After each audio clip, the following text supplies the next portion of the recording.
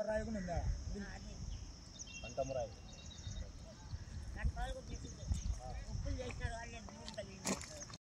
రమ్మన్నారు మీరు రండి అంటే కూడా మాకేం సంబంధం రాము నాది భూమి అని కూడా కొట్లాడింది కూడా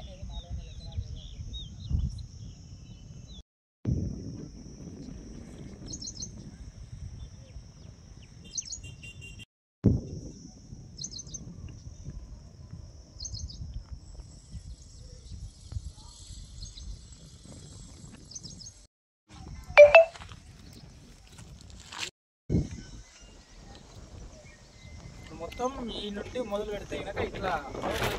నేను అలా 68 ఆడ 60 80 పనులు కాకుండా నీకు అన్యాయం జరిగింది కదా వాళ్ళందరూ నిన్న దాకా ఏడిపించినారు కదా ఆ నుండి వస్తుంది నా మీ వెనకాల గ్రావెల్ వేసినారు వాళ్ళ రోడ్డుకుని వేస్తారు ఈ నుండి ఇట్లా ఈ భూమి మా పెద్దవాళ్ళు సంపాదించే భూమి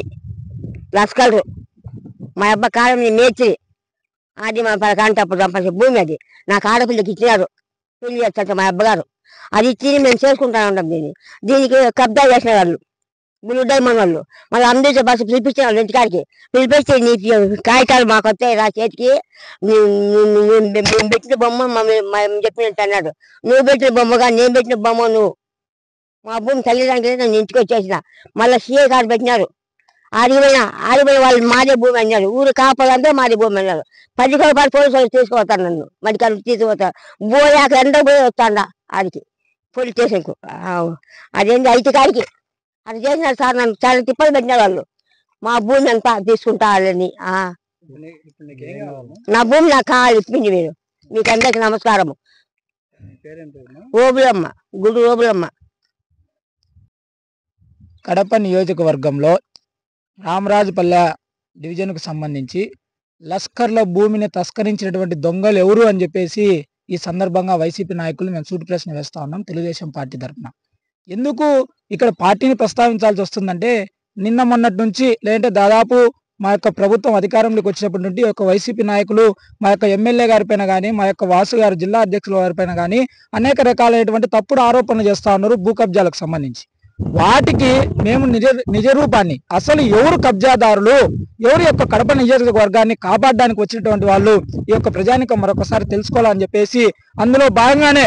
మొదటగా ఈ యొక్క కడప నగరానికి సంబంధించి ఏదైతే కనుక స్టార్టింగ్ ఉందో ఇక్కడ నుండి మొదలు పెట్టాం దాంట్లో భాగంగానే ఈరోజు రామరాజుపల్లెకు సంబంధించి గూడూరు ఓబులమ్మ అనేటువంటి ఆమె సర్వే నెంబర్ 505కు సంబంధించి దాదాపు 60 సెంట్ల స్థలాన్ని ఈ యొక్క వైసీపీ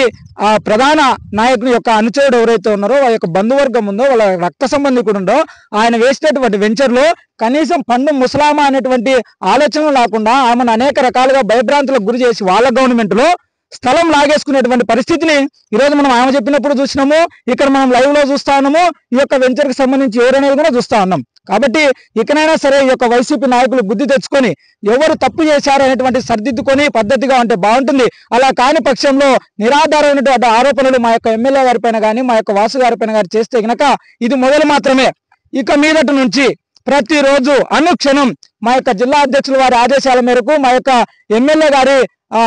ఐడియాలజీతో మేమందరం కనుక మీరు చేసినటువంటి యొక్క వైసీపీ నాయకులు పేద ప్రజల రక్త మాంసాల నుండి లాక్కున్నటువంటి స్థలాలను డబ్బులను కబ్జా చేసినటువంటి ఆస్తులను అన్నిటినీ తిరిగి ఇప్పించేందుకు మా యొక్క ప్రభుత్వం కృషి చేస్తుందని చెప్పేసి తెలియజేసుకుంటూ ఈ ఓబులమ్మ సమస్యను కనుక మా యొక్క ఎమ్మెల్యే గారి దృష్టికి తీసుకొని పోయి పరిష్కరించే విధంగా చేస్తామని చెప్పి తెలియజేస్తా ఉన్నాం.